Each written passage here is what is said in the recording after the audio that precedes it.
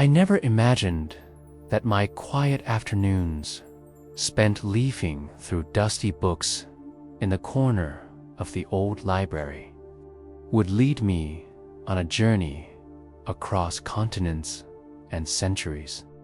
It began with a single, almost forgotten manuscript tucked between volumes on ancient philosophies. Its edges were frayed, and its ink had faded into a gentle sepia.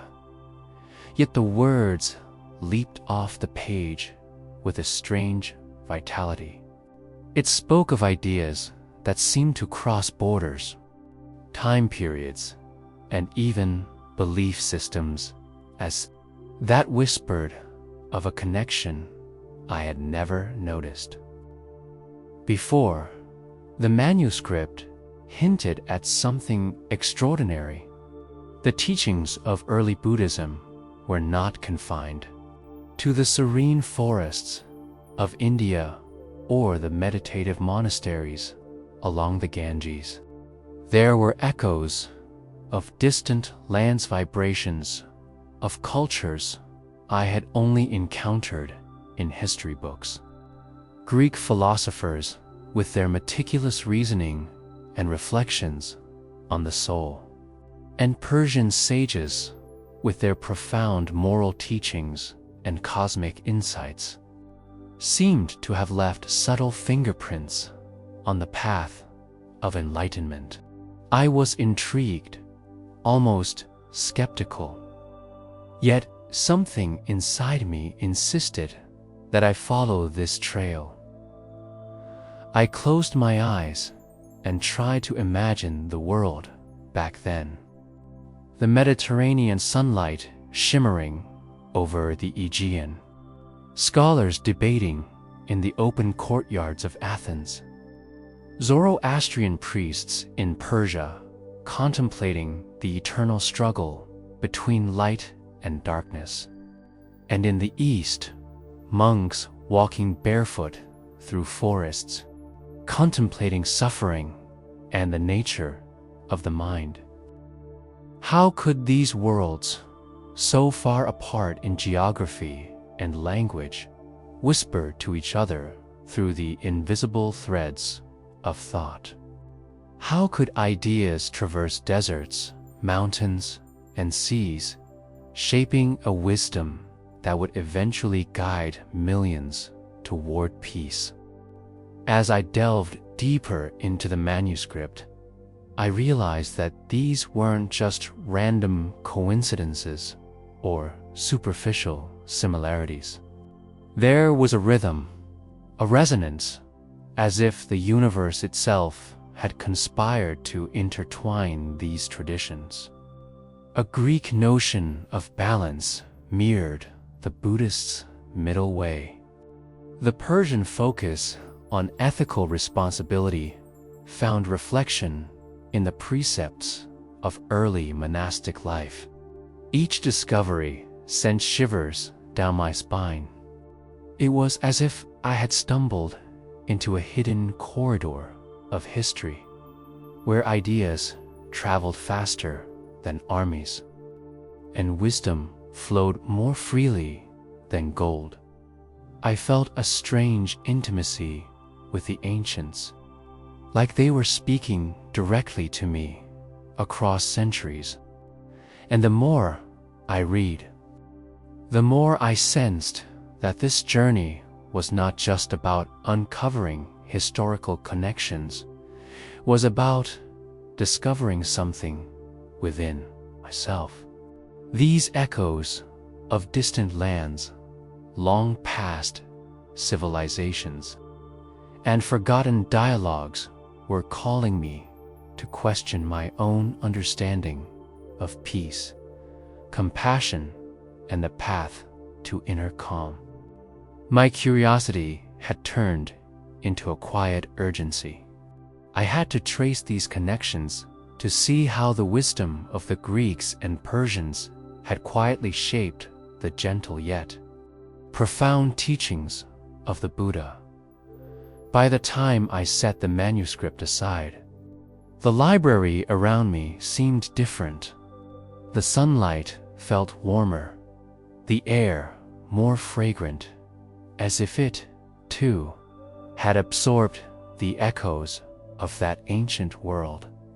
I realized that I had embarked on a journey far greater than any I had imagined, one that would span cultures, challenge assumptions, and perhaps, if I was attentive enough, lead me to the timeless pathways of inner peace as I began to piece together the threads from the manuscript.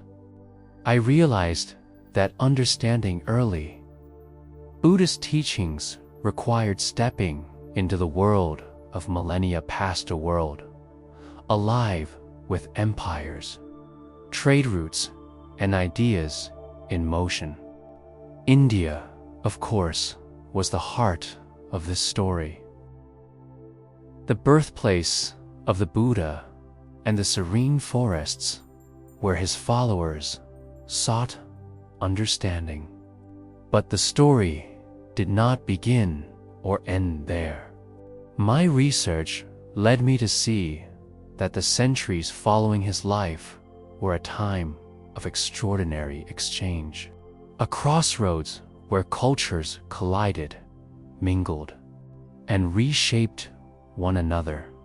The Persian Empire had long been a dominant force, stretching across mountains and deserts, holding together a mosaic of peoples and philosophies.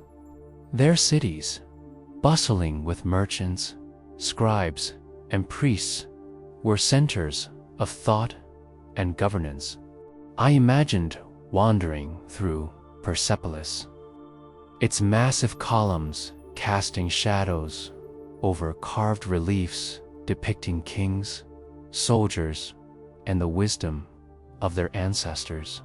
Here, morality, law, and cosmic order were not abstract ideas. They were embedded into daily life.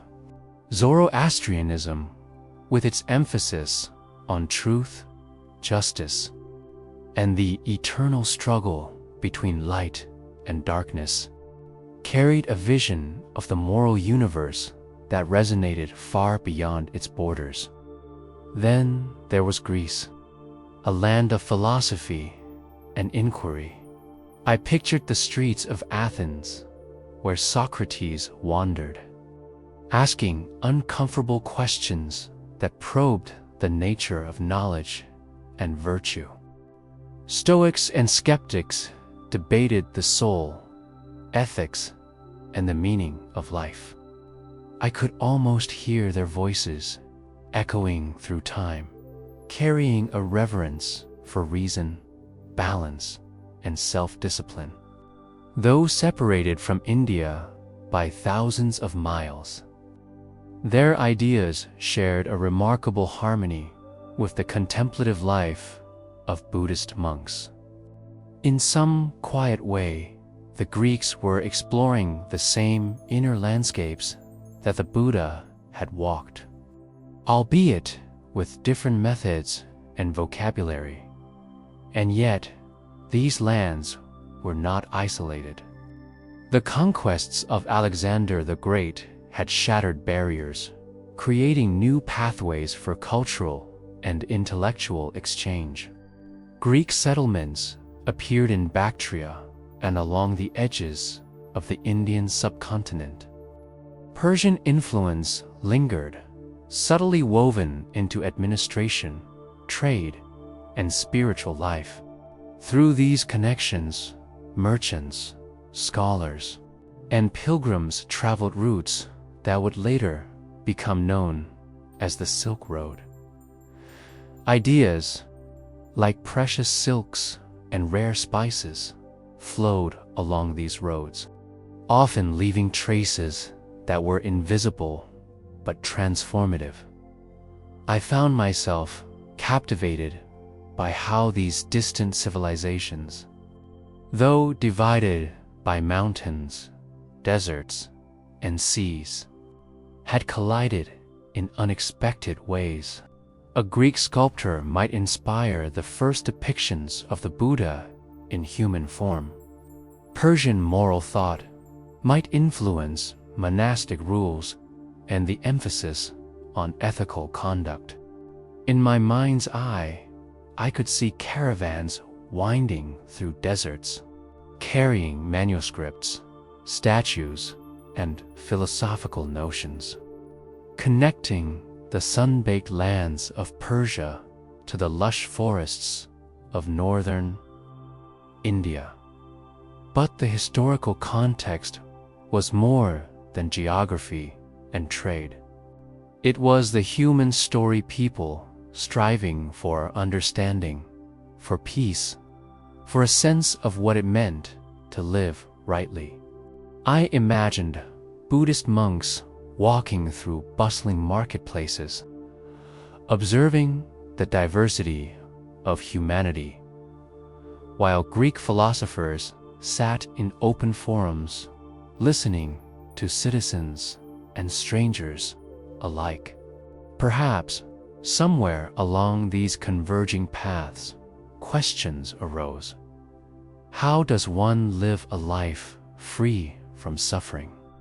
How does one cultivate virtue amidst chaos? How do the actions of a single person ripple through the lives of many? These questions, though expressed in different languages, reflected a universal quest for wisdom that spanned continents. As I delved deeper, I began to notice subtle clues in the art, the architecture, and the texts themselves. Certain patterns in Buddhist iconography bore a striking resemblance to Hellenistic styles. Concepts of duty, justice, and cosmic order echoed ideas found in Persian teachings. It became clear that early Buddhism did not develop in isolation. It was part of a rich tapestry of human thought, woven from multiple sources, each adding color and depth to the emerging picture of the mind, morality, and inner peace. By the time I closed my notes for the evening, the historical context had transformed from a distant curiosity into a living, breathing reality. I could almost feel the pulse of these ancient civilizations. The quiet, cross-cultural dialogues that had shaped ideas in ways I had never fully appreciated. The Buddha's teachings, serene and timeless, were not merely the product of one land or one era. They were the culmination of conversations, reflections, and influences that traveled across mountains and oceans. And understanding this intricate web of history was the key to grasping the full depth of the wisdom I sought.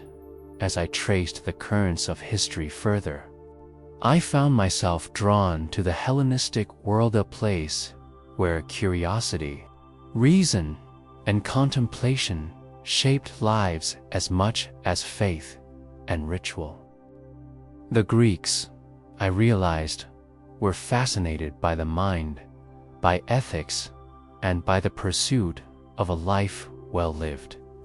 And as I studied early Buddhist texts and practices, I began to sense something remarkable: echoes of Hellenistic thought resonating quietly through Buddhist teachings, as though distant voices had found a kindred spirit across time and space. I imagined myself in a sunlit courtyard in Athens, listening to a philosopher discuss the virtues of self-discipline and the art of living. They spoke of balance, of temperance, of understanding, desire, and mastering impulses. These were not abstract ideas, they were practical tools for navigating the challenges of life. As I turned to Buddhist writings, I noticed a striking parallel. The Buddha spoke of the middle way, a path between indulgence and asceticism, guiding followers to freedom from suffering through mindful balance. It was astonishing to see how both traditions emphasized moderation, self-awareness, and the cultivation of inner harmony. The Stoics, in particular, captured my attention. Their insistence on focusing only on what was within one's control, on accepting the nature of the universe without resistance, reminded me vividly of mindfulness meditation. I could almost hear the Stoic philosophers speaking through the ages. External events are beyond your command. Only your mind is yours to shape. And in the forest monasteries of ancient India, the monks had been cultivating the same insight for generations, observing the mind, letting go of attachment, finding serenity amidst the chaos of life. It felt as though two streams of thought, separated by geography and culture, were converging into a single river of wisdom. I also saw the Greeks' fascination with reason and inquiry mirrored in Buddhist analytical meditation. The Buddha encouraged questioning, reflecting, and seeing through illusion, not blind faith, but a direct understanding of reality. The Greeks, too, sought clarity through dialectic, through dialogue, through careful examination of cause and effect. I pictured a Greek scholar debating ethics in the agora, while a Buddhist monk in a distant monastery contemplated the causes of suffering, both on parallel journeys toward insight. Art and symbolism offered further hints of this cross-cultural resonance. I had read about Gandhara, where Greek sculptors created some of the earliest human forms of the Buddha. The folds of the robes, the serene facial expressions, the proportional realism, more unmistakable Hellenistic hallmarks. It was as if the hands that had once carved philosophers in marble now reached eastward, shaping the visage of a meditating sage. Each statue whispered stories of dialogue between cultures, a silent acknowledgement that wisdom is universal, and that understanding can transcend borders. And yet, the influence went beyond aesthetics. I began to notice philosophical subtleties, the Greek emphasis on virtue, on cultivating character, and on the harmony between reason and life, echoed in Buddhist ethics. Concepts like compassion, detachment, and equanimity were not just spiritual ideals, but practical disciplines for daily life, akin to the Stoic exercises aimed at building resilience and moral clarity.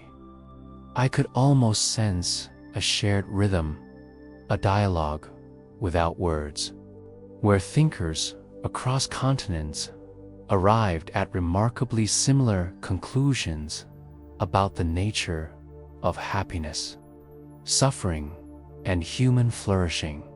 As I reflected, a sense of awe settled over me. The Hellenistic echoes in Buddhism were not merely coincidences. They were reminders of the fluidity of human thought, of the remarkable capacity of ideas to travel, adapt, and merge. Somewhere along the ancient trade routes, in conversations that may never have been recorded, in subtle exchanges of philosophy, the seeds of cross-cultural insight were planted. The wisdom of the Greeks had met the insights of the Buddha, and together they had shaped a path toward inner peace that was at once practical, profound, and timeless. By the time I closed the texts for the night, I felt a quiet reverence for this hidden conversation across history. I realized that understanding these echoes was not just an intellectual exercise, was an invitation to live more consciously, to see the middle way not just as a distant ideal, but as a practical application of universal wisdom. To recognize that the search for balance, virtue, and serenity is a journey that transcends nations, languages, and centuries. In that realization, I felt a subtle shift within myself, as though the ancient voices, Greek, Buddhist, and all in between, were gently guiding me toward the very inner peace they had so long sought to illuminate.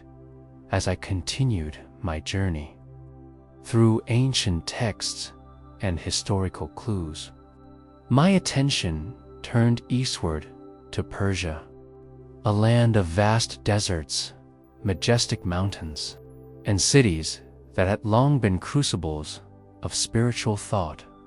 The Zoroastrian priests, whose words had guided kings and commoners alike, spoke of a universe balanced between light and darkness, truth and falsehood, order and chaos. At first, it seemed distant from the serene forests of India, where Buddhist monks walked silently, observing the mind and letting go of desire. Yet, the more I read, the more I sensed an invisible thread connecting these seemingly disparate worlds. I pictured the grand palaces of Persepolis, the columns rising like the very trees that shaded the monasteries I had read about in India. In the courtyards, priests and scholars debated cosmic order, ethics, and the nature of the soul. Their teachings emphasized righteousness, the cultivation of virtue, and the responsibility each individual held in maintaining harmony within society. It struck me that these ideas, while framed differently, resonated deeply with the moral precepts found in early Buddhist texts. The focus on ethical living, on compassion, and on conscious action was something that crossed boundaries effortlessly, like a river flowing beneath the surface of culture and geography.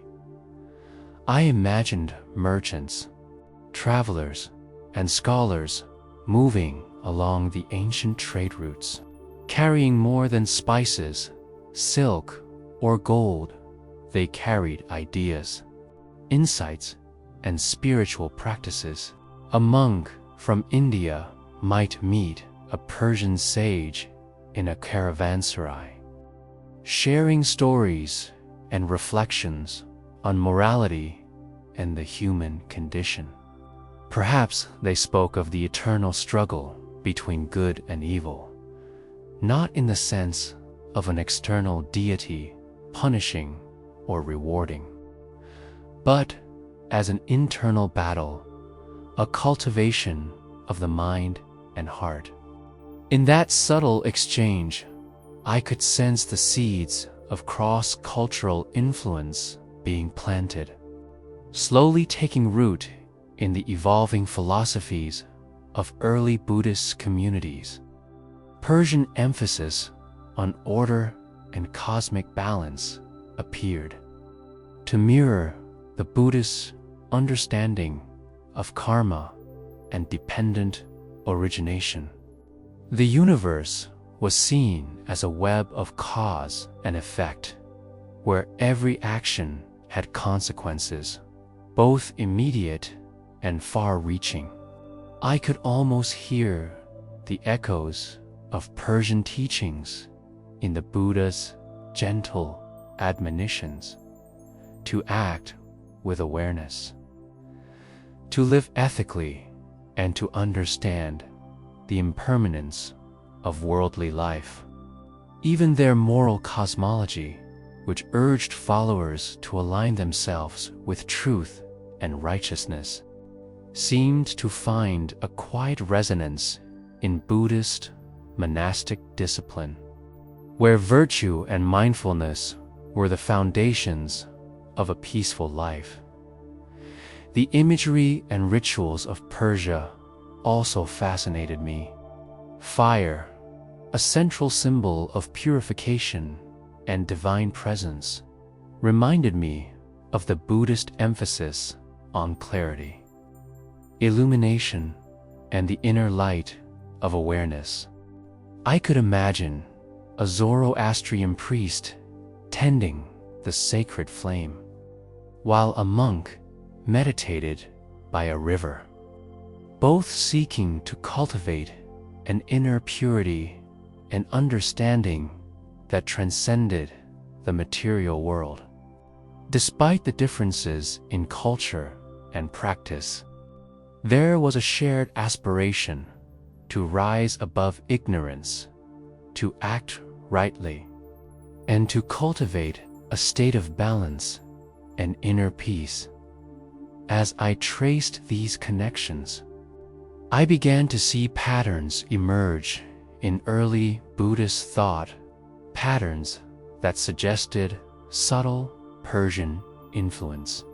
The meticulous organization of monastic communities, the emphasis on ethical conduct, and the recognition of a cosmic order were not merely local innovations, but perhaps reflections of a broader dialogue between civilizations.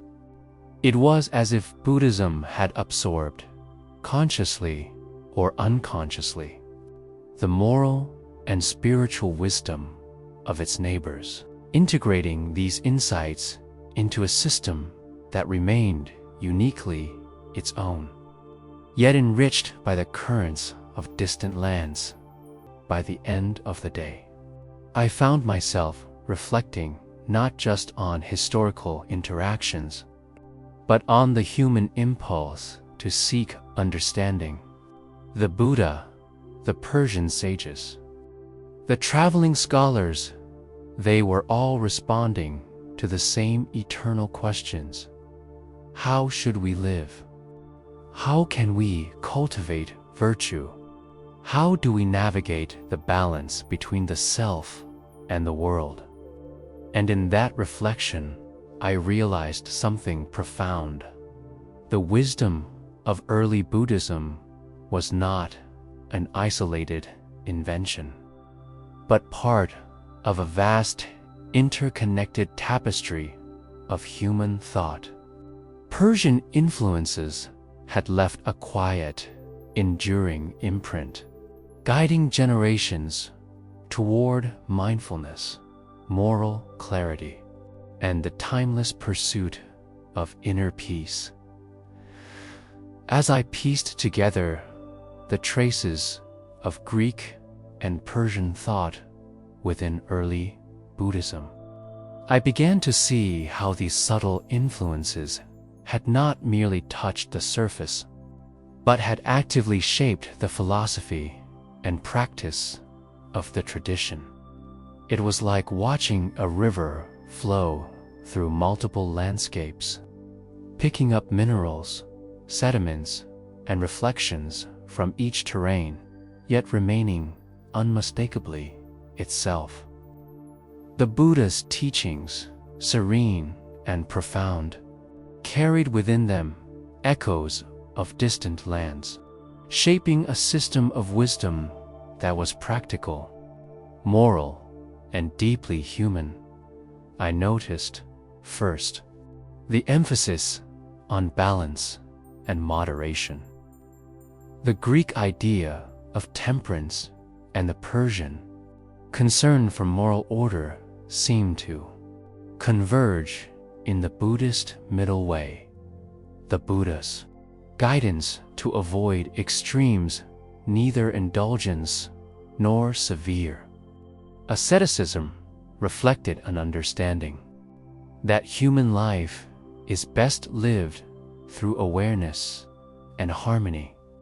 I imagined a Greek philosopher contemplating virtue in Athens, a Persian priest pondering righteousness, and a Buddhist monk walking mindfully through the forests of India.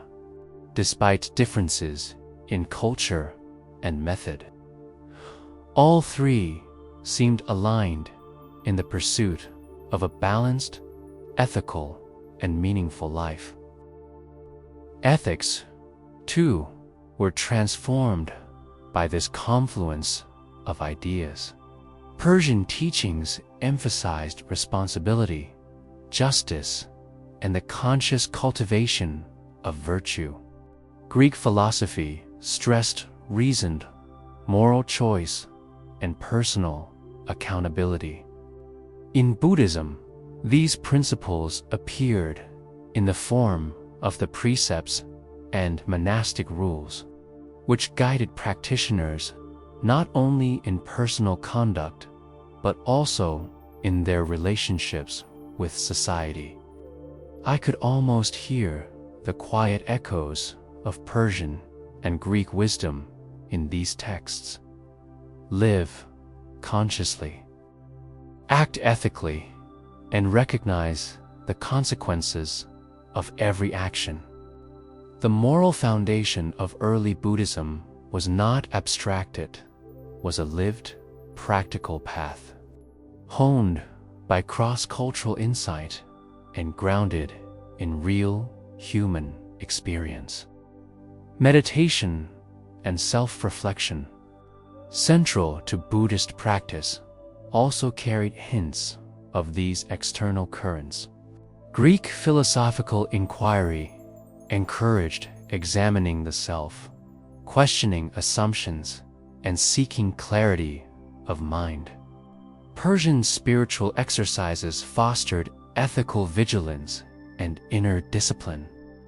In Buddhism, meditation combined these approaches, cultivating awareness, insight, and moral attentiveness simultaneously.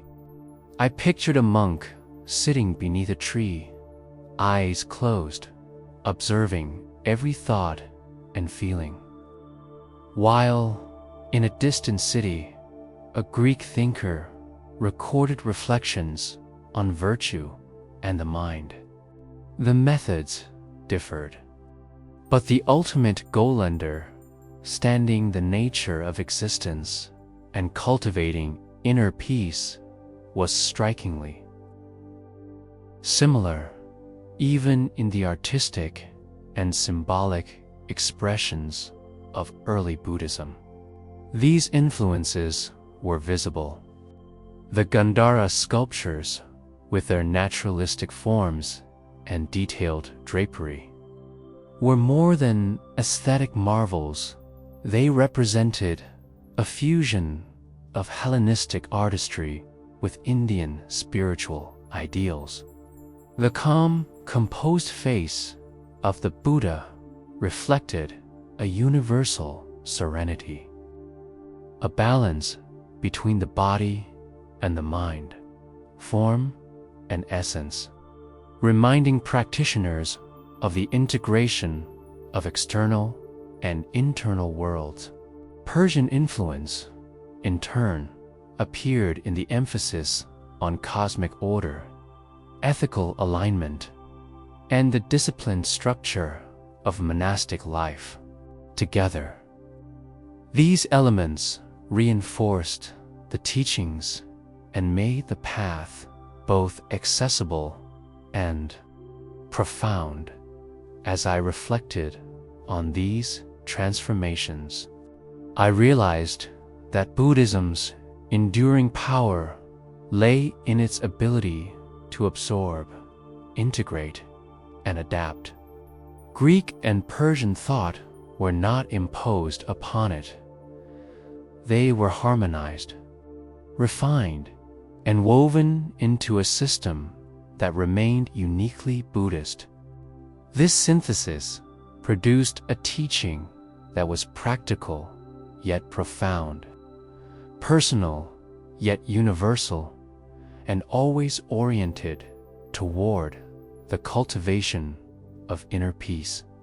The echoes of foreign lands enriched the tradition, allowing it to speak across cultures and centuries, and offering guidance that remained relevant for every seeker who walked the path. By the time I set down my notes, I understood that this was more than a historical exploration. It was an invitation to live the teachings in my own life, to embrace balance, cultivate virtue, and observe my mind with clarity. The ancient exchanges between Greece, Persia, and India were not distant stories. They were reminders that wisdom transcends borders, that human insight is interconnected, and that inner peace is a timeless destination. As I prepared to move on to the next stage of my study, I felt a renewed sense of purpose, to follow the path illuminated by these converging influences, and to carry forward the universal lessons they offered. Here and now, as I sit here reflecting on this journey, tracing the subtle threads of Greek reasoning and Persian spirituality woven into early Buddhist teachings, I feel a profound sense of awe. What began as curiosity, flipping through a fragile manuscript in a quiet library, has become a journey across continents, centuries, and the deepest landscapes of the human mind. I realize now that the wisdom I have uncovered is not merely historical. It is living, breathing guidance meant to be felt, practiced, and embodied in the present moment.